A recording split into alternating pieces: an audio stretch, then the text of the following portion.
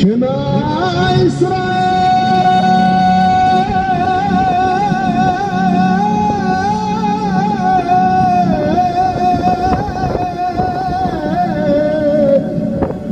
أدوناي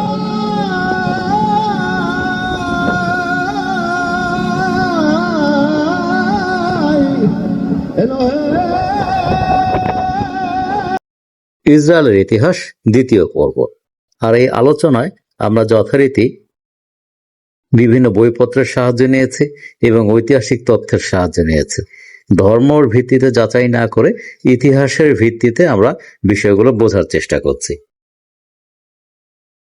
এই সময় থেকেই ইহুদিরা দেশান্তরী হলো, মানে ইউরোপের বিভিন্ন স্থানে ছড়িয়ে পড়ল, আর তারপর তারা বিভিন্নভাবে অত্যাচারিত হতে থাকলো।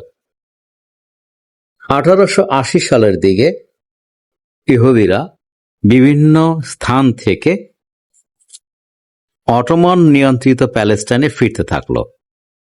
1914 সালের মধ্যে 75,000 ইহুদি প্যালেস্টাইনে ফিরল। 1917 সালের মার্চ মাসে ব্রিটিশরা তুরস্কের কাছ থেকে এর মধ্যে প্যালেস্টাইনের ইহুদি নিয়ন্ত্রণ নিয়ে তাদের একটা নিজস্ব রাষ্ট্রের জন্য বিশ্ব শক্তিগুলোর কাছে ধর্ণা দিতে শুরু করলো। বিভিন্নভাবে তারা ম্যানেজ করার চেষ্টা করলো। 1917 সালে ব্রিটেন বেলফোর অ্যাক্ট পাশ করলো, আর এর মাধ্যমেই তারা ইহুদিদের যে আলাদা রাষ্ট্র সেটিকে সমর্থন করলো। এরপরে 1922 সাল তৎকালীন league of nation Jewish state ডিক্লারেশনকে অ্যাপ্রুভ করল। এরপরে 1947 সালে ইউএন ডিসাইড করলো প্যালেস্টাইনকে দুই ভাগে ভাগ করবে, এক অংশে ইহুদিরা, এক অংশে মুসলিমরা। ইসরায়েল সাথে সাথে অ্যাকসেপ্ট করে নিল, কিন্তু আরবরা একে মেনে নিতে পারল না।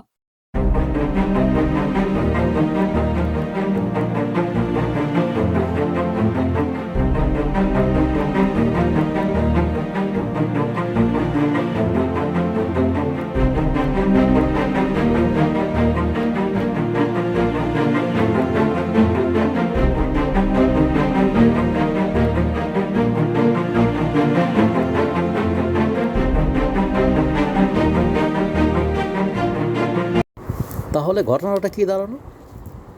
ইসরায়েল যেদিন ব্রিটেন প্যালেস্টাইন ছেড়ে চলে গেল, সেদিন রাত্রেই তারা স্টেট ঘোষণা দিল, আর পরদিন সকালে মুসলিম বাহিনী আক্রমণ করলো ইসরায়েলকে এবং ধীরে ধীরে মুসলমানদের জন্য যে বরাদ্দকৃত জায়গা সেটাই তারা দখল করে নিল। সেটা কি উচিত হয়েছিল? তাদের কাজ হতো সেই জায়গাগুলি যখন তারা দখল করেছে, বিশেষ করে মিশর এবং জর্দান, সেখানে মুসলমানদের জন্য একটি স্বাধীন স্টেট ঘোষণা করা হতেই বুদ্ধিমানের কাজ এবং মুসলমানদের প্রতি সহানুভূতির কাজ। তা না করে তারা নিজেরাই ভাগাভাগি করে নিয়েছে। এটাই হচ্ছে ইসরায়েলের জন্মের প্রকৃত ইতিহাস। আর এই ইতিহাস জানার জন্য আমরা সাহায্য নিয়েছি বিভিন্ন বইপত্রের, বিভিন্ন জার্নালের।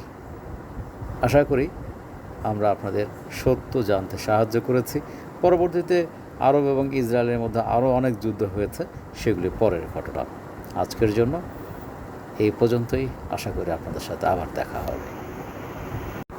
তার আগে পর্যন্ত ভালো থাকবেন এবং ইতিহাস জানার ক্ষেত্রে কখনোই কোনো পক্ষপাতিত্ব করবেন না, নিরপেক্ষ ইতিহাস জানার চেষ্টা করবেন। ধন্যবাদ।